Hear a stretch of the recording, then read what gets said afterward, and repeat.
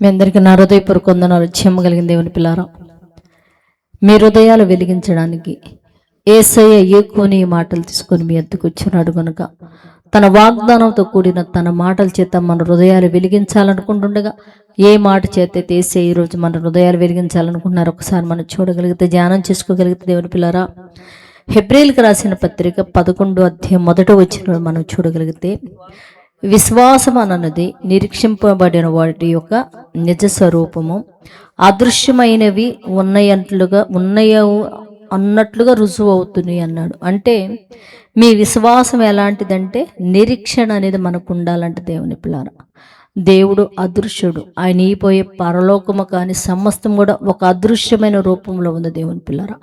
అవి ఉన్నాయని నమ్మటమే మన విశ్వాసము. కనుక ఎంతమంది అయితే విశ్వాసం లేక అవి నిజము కావేమో అని సందేహపడే వాళ్ళందరినీ కూడా అగ్నిలో ఉంచి లాగినట్టు దేవుని పిల్లరా, మన విశ్వాసంలో బలం కలిగిన వారమై అనేక మందిని అవిశ్వాసంలో ఉన్నవారిని ఆ విశ్వాస మార్గంలో నడిపించే వారిగా ఉండినట్లు ప్రార్థన చేద్దాం.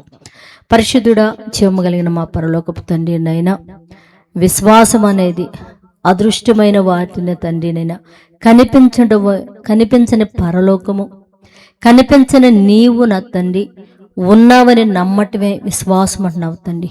అట్టి విశ్వాసం కలిగి మేము జీవించుచుండగా అనేక మంది తండ్రి అది నిజమో కాదేమో సందేహిస్తూ విశ్వాస జీవితం నుంచి ఎంతమంది అయితే తొలగిపోయారో తిరిగి వాళ్ళందరూ విశ్వాస గృహానికి చేరి అదృశ్యమైన వాటి మీద విశ్వాసము కలిగి నిరీక్షించగలిగే మహాభాగ్యం నీకు ఏమని అడుగుతుందండి. ఎంతమంది అయితే నా తండ్రి నైనా ఉద్యోగాల కోసం ఎదురు చూస్తుండగా ఉద్యోగాలు నా తండ్రి రాయక ఎన్ని పరీక్షలు రాస్తున్నా కూడా ఉద్యోగాలు రాక ఇబ్బందులు పడుతున్నారు, నీ బిడ్డల కృప చూపితండి.